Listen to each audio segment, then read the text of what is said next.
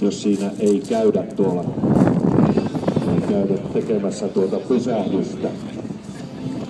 Juha Huhtala numerolla 6 siinä paalupaikalla, vieressä numerolla 3 Olli Jalonen.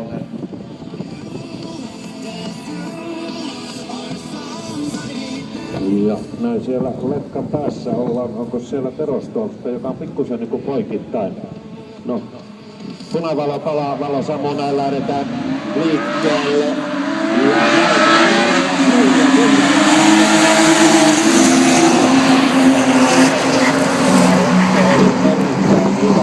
Lähti niin kuin yksi kollega sanoi, niin kuin Haukilannasta. Tarkistetaan nyt vielä, että numero 4 ja Gunnar Alm oli. Siinä oli erittäin lähellä pieni kontakti.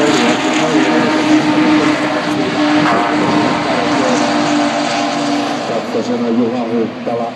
Ja nyt sitten nousua tekee numerolla 2 Jesse Lintumäki siellä. Lintumäki joutuu lähtemään tuolta viimeisestä ruudusta.